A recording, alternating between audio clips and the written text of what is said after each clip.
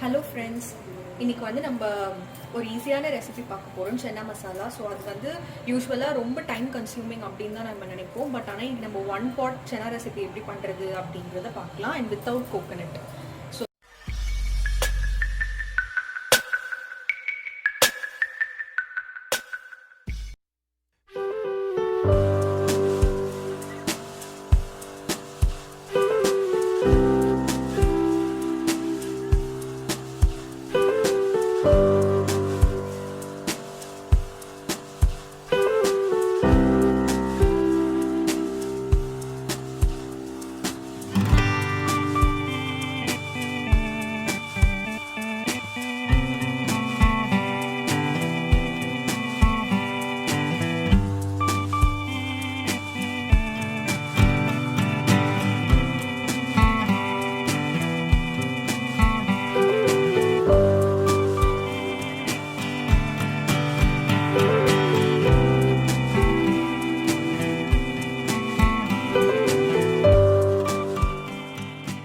First வந்து நான் ஒரு பேனில் வந்து ஆயில் ஊற்றிக்கிறேன்.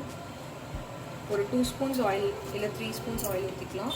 அதுக்கப்புறம் ஒரு 2 கிராம்பு, அப்புறம் வந்து பிரிஞ்சி இலை கொஞ்சம், அதில் கூட கொஞ்சம் சோம்பு ஆட் பண்ணிவிட்டு கொஞ்சம் நல்லா எண்ணெயில் கொஞ்சம் வதக்கிட்டு அந்த சோம்போட ஃப்ளேவர் எல்லாமே வரணும். வந்த அப்புறமா வெங்காயம் ஆட் பண்ணிக்கலாம். நான் இன்றைக்கி 5 பேருக்கு செய்ய போகிறேன். ஸோ வெங்காயம் வந்து ரஃப்பாக சாப் பண்ணியிருக்கேன், ஏன்னா அரைக்க தான் போகிறோம்.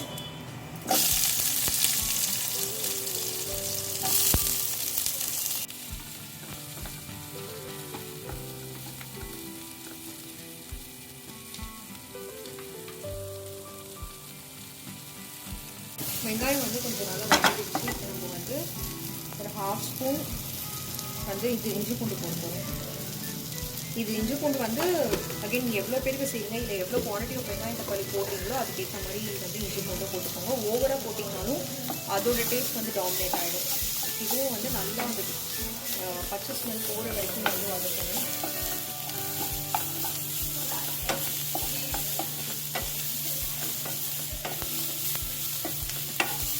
வெங்காயம் அப்புறம் இஞ்சி பூண்டு வந்து வதங்கிடுச்சு. இப்போ நம்ம வந்து தக்காளி போட போகிறோம்.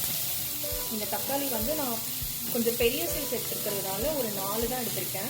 சின்னதாக இருந்துச்சுன்னா நீங்கள் ஈக்குவலாக கூட போட்டுக்கலாம். நான் இதில் 5 வெங்காயம் போட்டிருக்கேன். ஸோ நீங்கள் அதுக்கு ஈக்குவலாக தக்காளி போட்டுக்கலாம்.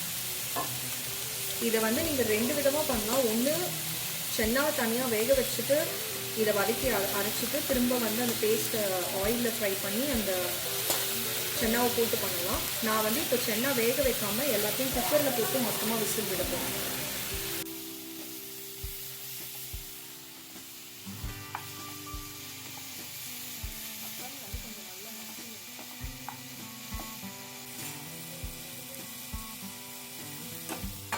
இப்போ நல்லா வதங்கிடுச்சு. ஸோ தக்காளி சீக்கிரம் வதங்கிறதுக்கு கொஞ்சம் நேரம் நீங்கள் போட்டு மூடி வச்சிங்கன்னா நல்லா மசிஞ்சிடும். 1.5 ஸ்பூன் நான் இந்த ஸ்பூனில் ஹீப்பாக எடுக்காமல் கம்மியாக இந்த மாதிரி வந்து நான் ஒரு 2 தடவை போட்டிருக்கேன். காரம் வந்து எல்லாமே நீங்கள் எப்படி சாப்பிடுவீங்க, உங்கள் ஃபேமிலியில் எப்படி சாப்பிடுவாங்களோ அதுக்கேற்ற மாதிரி ஆட் பண்ணிக்கோங்க.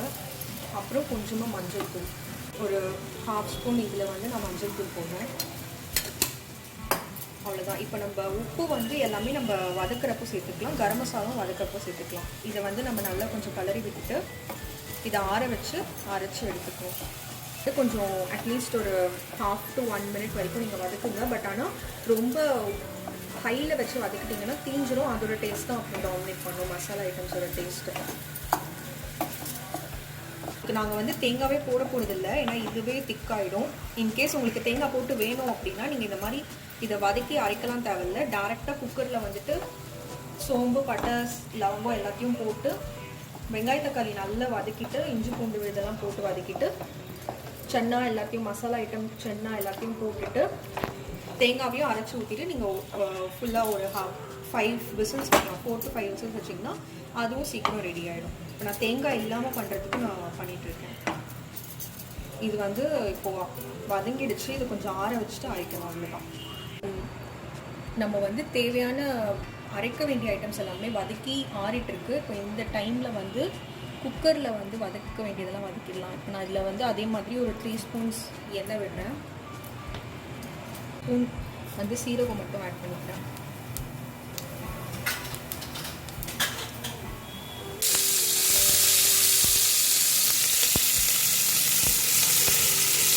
நான் 8 வெங்காயத்தில் 3 வெங்காயம் வரைக்கும் இந்த மாதிரி நீட்டமாக கட் பண்ணிக்கிறேன். அது வந்து நல்ல ப்ரௌன் ஆகணும். இந்த மாதிரி ஒயிட்டாக வரப்போவே வந்து ஸ்டாப் பண்ணிடாதீங்க. வதக்க தான் அதோட டேஸ்ட் நல்லாயிருக்கும். கொஞ்சம் ப்ரௌனாகவே ஆகட்டும். இப்போ அதுக்குள்ளே நம்ம அரைச்சி வச்சுருந்த வதக்கி வச்சுருந்ததை வந்து நம்ம அரைச்சி எடுத்துகிட்டு வந்துடலாம். ஸோ வெங்காயம் வந்து இந்த மாதிரி வதங்கணும். இப்போது இதில் வந்து இஞ்சி பூண்டு இல்லை வேறு எந்த மிளகாத்தூள் அந்த மாதிரிலாம் எதுவும் சேர்க்க வேண்டாம். ஏன்னா ஆல்ரெடி நம்ம வந்து அரைச்சி வச்சுருக்கிறதுல சேர்த்துருக்கோம். இப்போ நம்ம இதில் சேர்க்குறது வந்து வெறும் கரம் மசாலா மட்டும்தான். ஸோ இப்போ வந்து எண்ணெய் இந்த இது இருக்கும் போதே நம்ம வந்து 1 ஸ்பூன் கரம் மசாலா சேர்த்துக்கலாம். ஸோ நான் ஒரு 1/2 ஸ்பூன் வந்து கரம் மசாலா சேர்த்துக்கிறேன். அது வந்து கொஞ்சம் எண்ணெயில் நல்லா வதக்கிக்கணும். வதக்கிட்டு நம்ம அரைச்சி வச்சுருக்கிறத வந்து ஆட் பண்ணிக்கலாம்.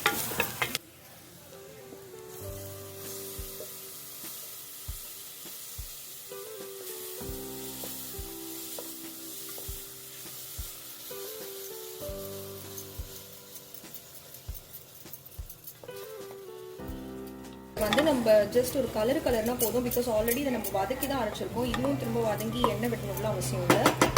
இப்போ நம்ம சென்னா ஆட் பண்ணிக்கலாம்.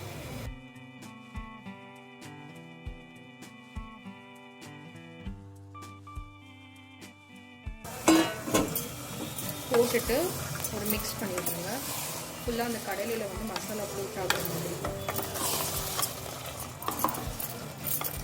அவ்வளோதான். இப்போ நம்ம வந்து தேவையான தண்ணி உப்பு ஆட் பண்ணிவிட்டு நீங்கள் இதிலே கூட எலுமிச்சப்பழம் புழிஞ்சுக்கலாம். இல்லைனா வந்து இந்த ஆம்ச்சூர் பவுடர்னு ஒன்று இருக்கும், மேங்கோ ட்ரை பவுடர் ஒன்று இருக்கும் புளிப்புக்கு, அதையும் ஆட் பண்ணிக்கலாம். அது இல்லைனா கூட நம்ம கடைசியாக எல்லாம் இறக்கும் போது ஒரு எலுமிச்சப்பழம் புழிஞ்சிட்டு இறக்குனீங்கன்னா பயங்கர டேஸ்ட்டாக இருக்கும். இப்போது இதில் வந்து நம்ம தண்ணி எவ்வளோ தேவையோ அவ்வளோ தண்ணி ஆட் பண்ணிக்க போகிறோம்.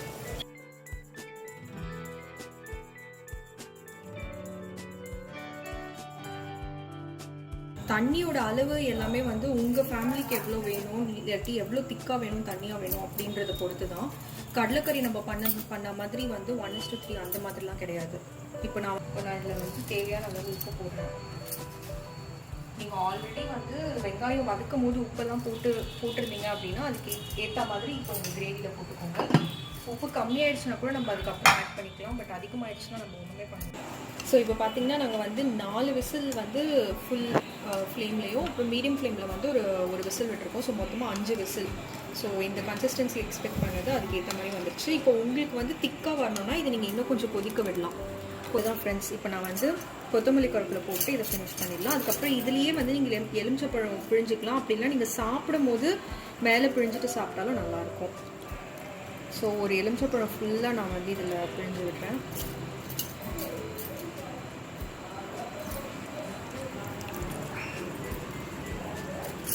பிழிஞ்சிட்டு ஒரு மிக்ஸ் பண்ணிட்டிங்கன்னா சென்னா ரெடி.